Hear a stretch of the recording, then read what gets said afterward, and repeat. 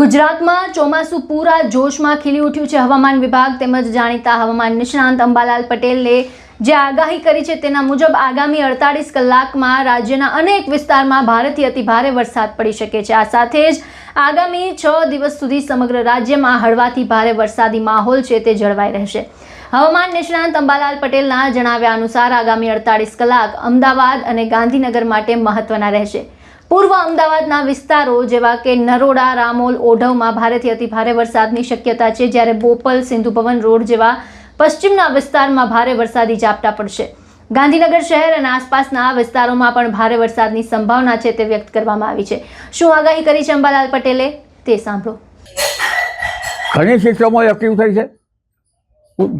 ઉત્તર પાકિસ્તાન તરફ પણ કેટલા સાયક્લોનિક સર્ક્યુલેશન છે।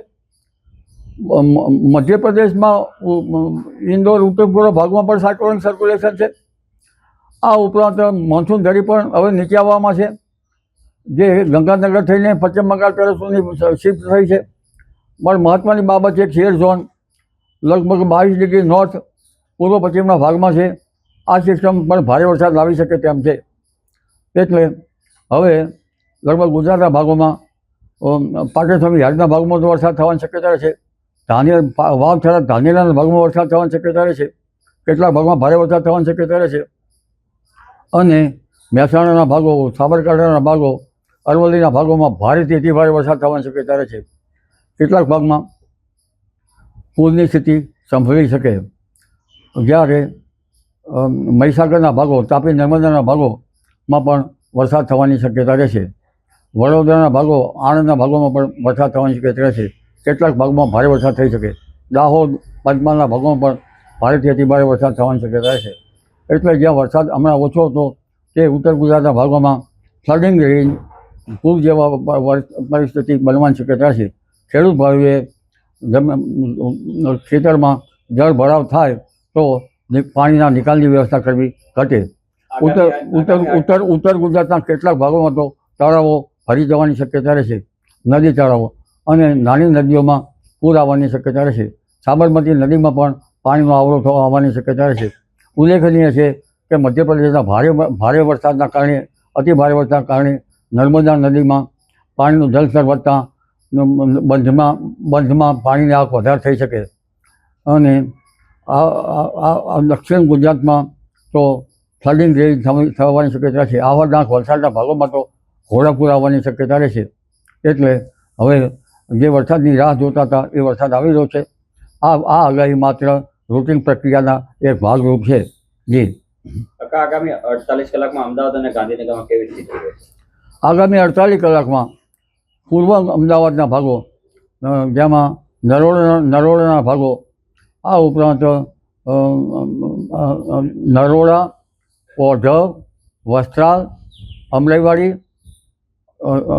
રામોલ અને ઈસનપુર, ત્રિકમપુરા, આ ભાગોમાં ભારે વરસાદ, તો કેટલાક ભાગમાં અતિભારે વરસાદ થવાની શક્યતા રહેશે।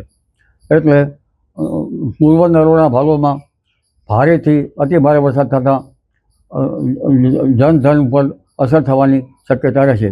આ ઉપરાંત લગભગ બોપલના ભાગો, સિંધુ ભવનના ભાગો અને અમદાવાદના કેટલાક ભાગોમાં પણ ભારે વરસાદી ઝાપટા પડવાની શક્યતા રહે। અમદાવાદ શહેરમાં પણ કેટલાક ભાગમાં ભારે વરસાદની શક્યતા રહે। આથી જળ ભરાવની સ્થિતિ રહેતાં પાણીના નિકાલની વ્યવસ્થા કરવી યોગ્ય રહે। જી, ગાંધીનગરના ભાગોમાં ભારે વરસાદ થવાની શક્યતા રહેશે। આ ઉપરાંત કલોલના ભાગો, કડીના ભાગો, તેમજ કેટલાક બેચરાજીના ભાગો અને સાણંદ, વિરંગામના ભાગોમાં પણ વરસાદ થવાની શક્યતા રહેશે। પાટડી, દસરાના ભાગોમાં વરસાદ થવાની શક્યતા રહેશે। ઉત્તર સૌરાષ્ટ્રના ભાગો, સુરેન્દ્રનગરના ભાગો, હળવદના ભાગો અને ધાંગધ્રાના ભાગોમાં પણ વરસાદ થવાની શક્યતા રહેશે। એટલે આ વરસાદ ચોટીલાના ભાગોમાં પણ વરસાદ થવાની શક્યતા રહેશે। કચ્છના રાપર વગેરે ભાગોમાં વરસાદ થવાની શક્યતા રહેશે। કેટલાક ભાગમાં ભારે વરસાદની સ્થિતિને લઈને જળ ભરાવ થાય।